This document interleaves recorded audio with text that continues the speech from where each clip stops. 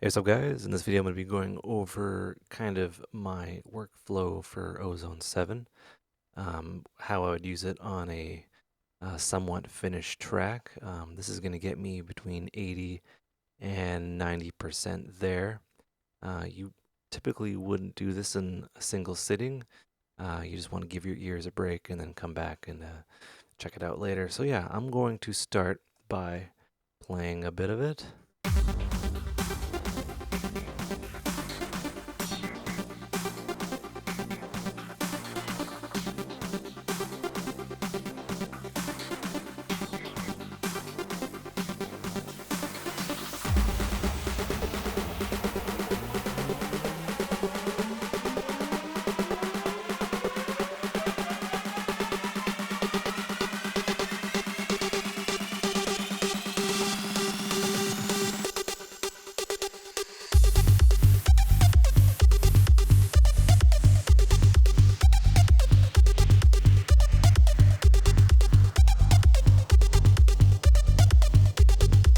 Alright, so that's kind of a basic thing. I made this track kind of just for this Ozone 7 tutorial. So I'm going to start out with the equalizer. Now, Ozone, how it's kind of laid out, it's laid out linearly, which is great. One kind of step I'm going to do is I'm going to add a maximizer, i.e. a limiter, because I'm recording a video and there's nothing else after this on my master, and I don't want it to clip because I don't want to hurt your ears or anything like that. So I'm going to kind of go back, and first I'm going to use the EQ, move that there. I want my maximizer always to be last. 99.9% of the time, the maximizer is last. So I'm going to have my equalizer here. I'm going to select this little band here, create a high pass, and a brick wall. Oh, maybe not even a brick wall, maybe flat. Yeah, let's do that. Let's go 48 dB per octave roll off. We'll use our trusty keyboard, type in 30 hertz. And what that's going to do is that's going to clear out a little bit between the 20 hertz and 30 hertz range, and that will make things not work so hard. Typically, those kind of frequencies aren't heard, and they're not even reproduced that much, uh, you know. And yeah, like a lot of tracks are high pass like this, and that just prevents the subwoofers working too hard or whatever, and it also gives you a bit of headroom. I think I already said that. Anyway, so here I'm gonna give an overall kind of tone to uh, the track. So I'm gonna turn on matching. I'm gonna do pink noise and just use that. I'm gonna use the 6 dB. Maybe yeah, I'll just use pink noise because I can see it better.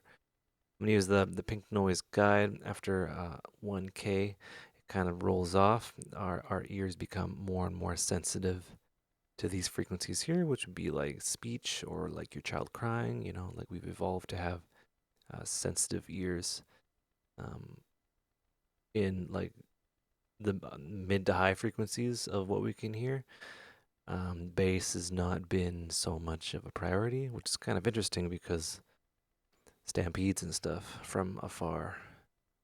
Anyway, so I'm going to, I'm going to give it a play and move these guys around. I might have to add a shelf, but we'll see.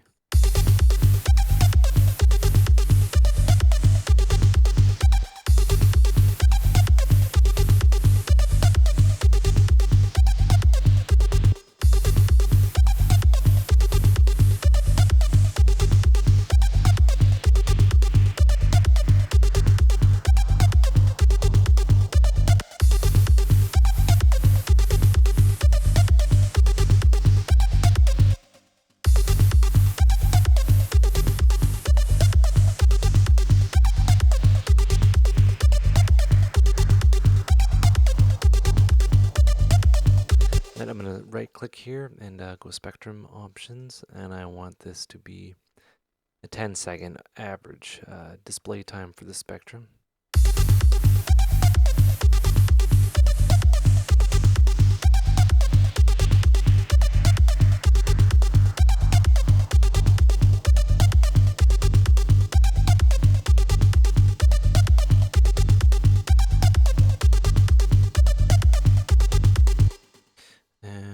this is a very important part of, I guess, the mastering process. What I'm doing is I'm trying or attempting, attempting to shape the EQ in a certain way, and then I'm going to add stuff to it later, add more modules. But generally, this first step is to get like a balance or a tone. Yeah, so let's kind of continue.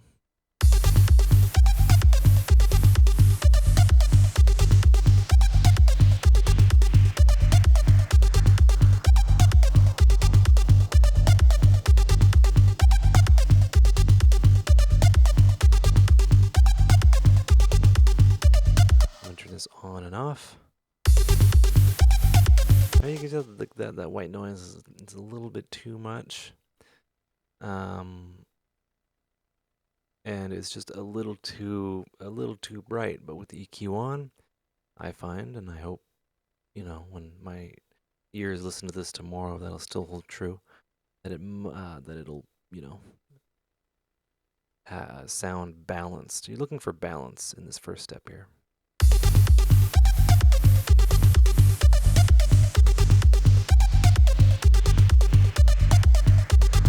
All right, cool. So let's move on to the next module. Should I attempt to use everything? I don't know. Let's try vintage tape, because I really enjoy the low emphasis that it gives.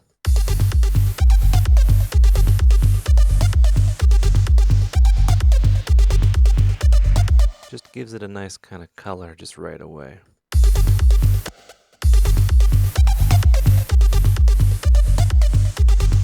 Right. And a lot of that bass will be kind of taken away later, but it's no big deal. Actually, oops. Let's do that. I know what I'm going to do. I'm going to, I guess, delete that. I'm going to add this as its own VST at the end here. So frees up a module space and, makes me not want to pull my hair out by moving it back and forth. Okay, so let's go to, I'm not going to use the exciter. I'm not too keen. It's already pretty excited. So am I. So I'm going to go to dynamics here. And I'm going to listen to each band and kind of gauge. Oh, first thing I'm going to do, I'm going to hit this handy dandy learn function.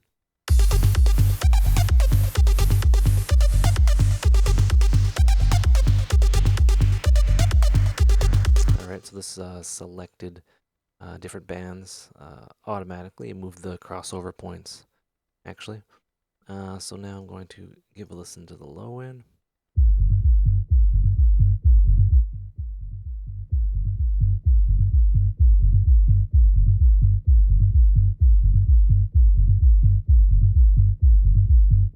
I don't want too much gain reduction.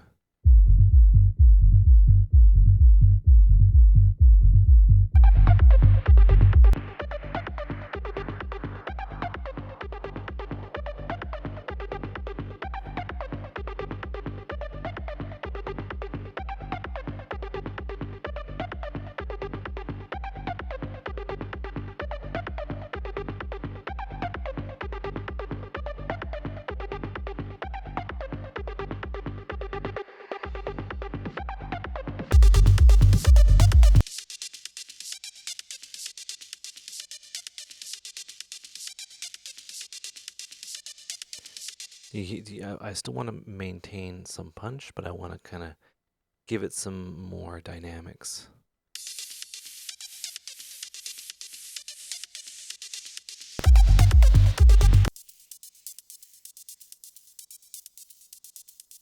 So yeah, 20 milliseconds is a great starting point. I don't want to pump up the ratios too much. I want it to kind of be a gentle kind of ratio for now.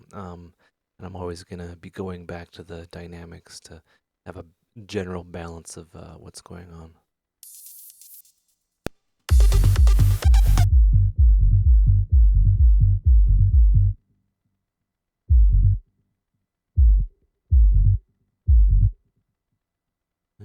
Let's see here.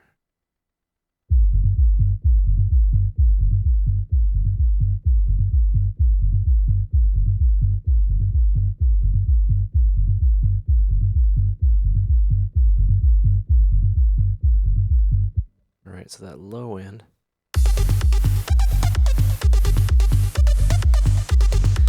Guys, let's give it a listen to what it sounds like. I'll turn it on and off.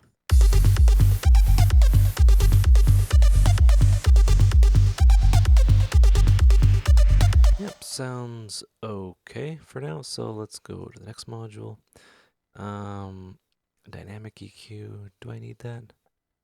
Sure, I do. So let's go to spectrum. I want to change that to, I guess, 1 second. So it refreshes every 1 second.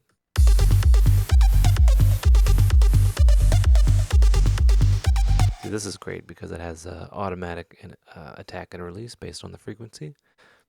So you can't really go wrong. So let's see what's going on here. I want to turn that up a bit more. Give it a average time of 5 seconds, perhaps. I'm just going to leave this open over here.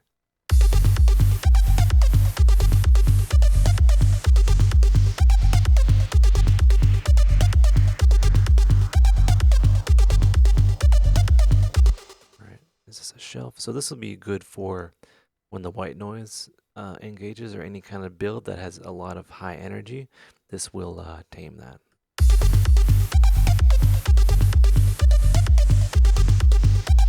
Right, it's pretty gentle. Like you can barely even hear what it's doing, but all these really adds up to creating a tighter mix.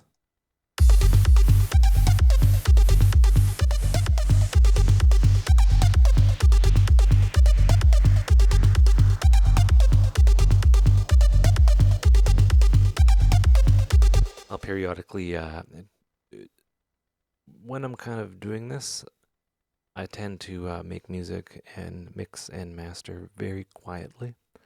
But sometimes I'll kind of crank it up just to kind of see, just to kind of hear what it sounds like. And that's some engineers, well, a lot of engineers have very large speakers that they can switch to in reference, but they barely use them. They just kind of like turn up just to kind of see what's going on, and then they switch back to their NS10s or whatever, like or something like that. Or they have the really big ones for the sole purpose of impressing the client. So when the client comes over, they'll put it on those big speakers and just just drive them, and then but it's not something that they do all day. So anyway, and it's good to kind of hear what it sounds like turned up. But the general rule is, and this is, what I've been kind of taught and how I've always done it is if it sounds good quiet, it'll sound amazing loud. So like very quiet kind of monitors, no background noise or anything like that. You don't want to tire out your ears. It's not a good thing. So yeah, anyway, let's get back to the dynamic EQ.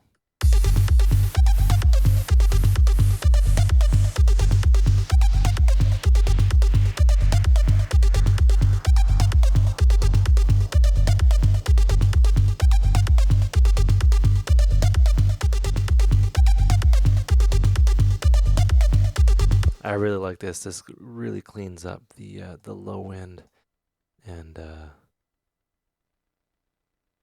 just it. What does it do? It does some magic, and it just introduces like a new way of kind of thinking of. It's different than a multiband compressor. It's way different than this, but this is just further refinement of those areas that you want to polish and clean up.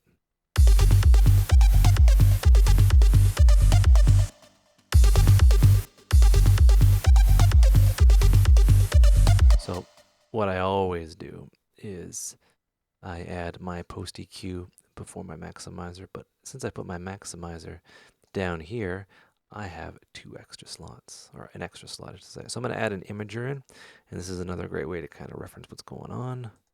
And check your phase correlation issues.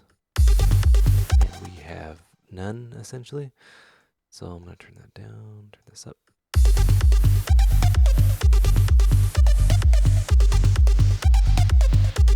Check mono.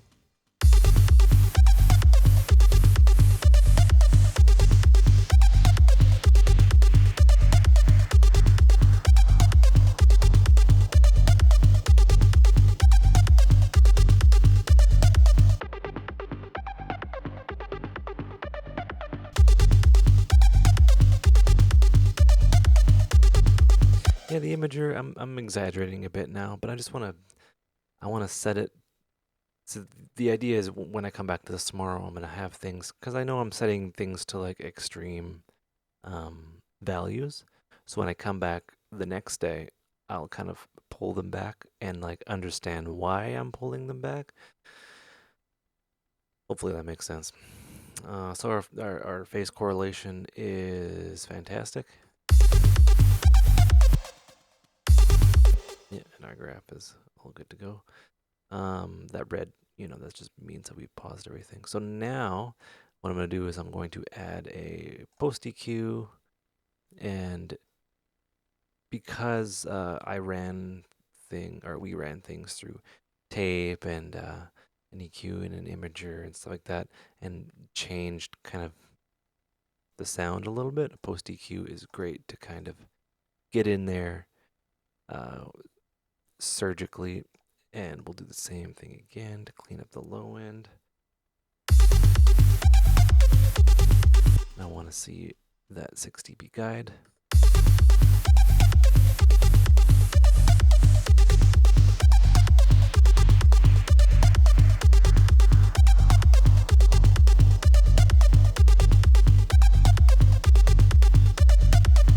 So what I'd like to do at the end here, for the higher frequencies, you okay?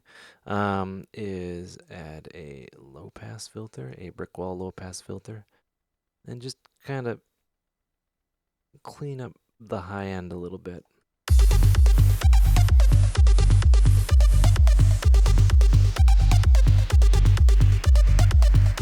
So this will save your hide when you like convert to MP3 or something like that, or it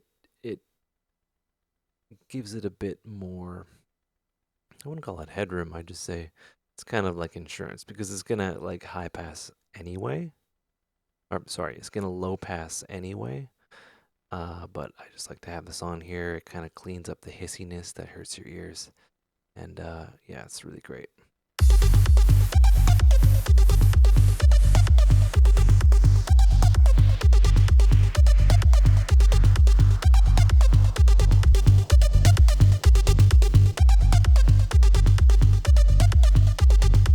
Sounds vastly different, but I'm gonna come back tomorrow and see what's going on. A lot of like the best engineers in the world can do this in one day. I am nowhere near that, but I can kind of cheat and reference and see what's going on. So 1, 2, 3, 4, 5, 6 slots in Ozone.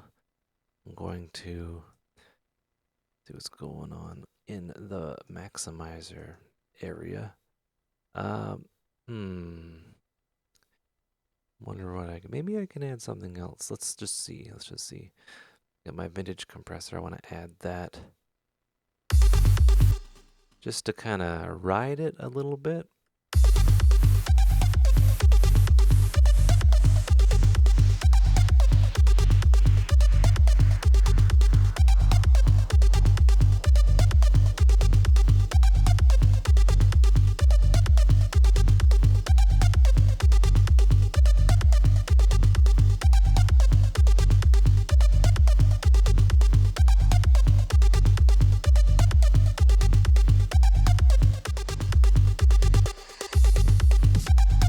And, you know what I didn't do? I didn't drop in the mid-side EQ. So yeah, let's go high pass with the mid-side EQ.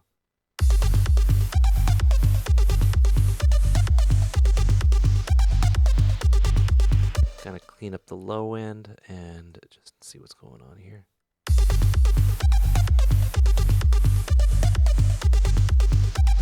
Not gonna touch that right now, but it is there. So what I did is I cut out the side material with a high pass filter, and what that does is that prevents phase correlation issue or phase cancellation, and it improves mono compatibility because of the low end, because of the size of the wavelengths. It can cause you some issues. So size does matter. So I'm gonna go back to the maximizer, and this is my last thing. And I realized this tutorial is kind of, or this demonstration is kind of more geared. So say if like you make a remix or a track and you want to play it out, and you want it to be as loud as or sound like it's mastered. This is kind of a quick guide to how to go about it. So basically, with the Ozone, you're gonna want to just with the maximizer, you're gonna want to just drop it in and pull down the threshold, and you will see what it does.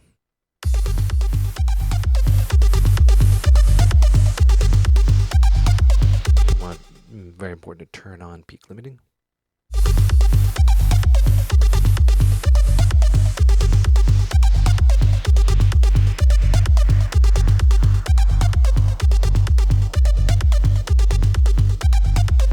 So depending on how aggressive you want it, I would kind of stick with the IRC3 with crisp and clipping is something that, if you want, depending on the genre of music you're making, this is what you would use, like something like really loud and obnoxious. You can push the limiter very, very hard with this setting, the crisp setting, or even clipping, and there's some interesting things that happen under the hood.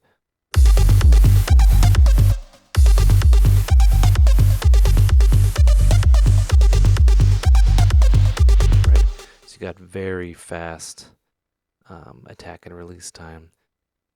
True peak limiting, there's like look ahead, there's all sorts of stuff going on. Kind of a gentler, kind of more new school mode would be the intelligent release control 4.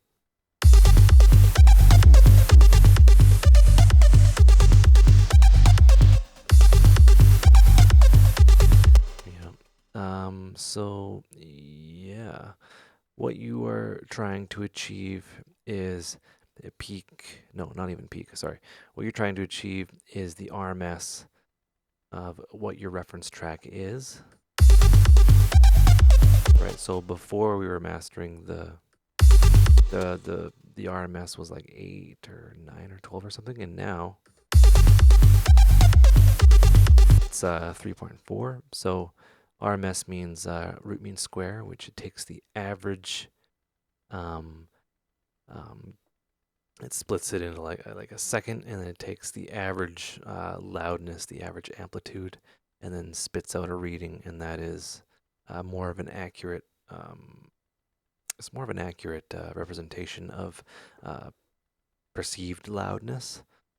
Peak is just peak, so you'll most likely be peaking at 0. And with that being said, you're gonna want to bring the ceiling down. I don't know, to 1 or something like that. I'm not too familiar with how well the true peak limiting mode is, how well it works. If you can have it at 0 dB, and it'll still kind of, if it'll create inner sample peaks, but I'm pretty sure it's fine. You're gonna want to have like, 0.1 dB of a ceiling headroom So that means that, they're very confident in their tree peak limiting with a setting like that. So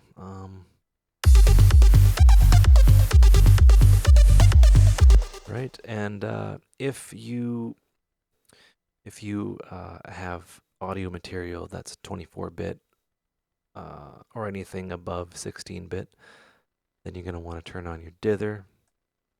And you know, what are you dithering to? You're dithering to 16, which is CD, which is MP3, which is things that all the distributors accept. It's just the standard 16-bit. And there's the curve there. It adds a very inaudible amount of noise. And yeah, it's a fancy proprietary dithering. Um, Dithering, I'm kind of conflicted about. I'm not sure if it is needed, but if like you're not gonna ruin it by dithering anyway. So yeah, so my general consensus is to just do it anyway. So yeah, so there you have it. Um, Hope you learn stuff. Take care. I'm just gonna play the end here.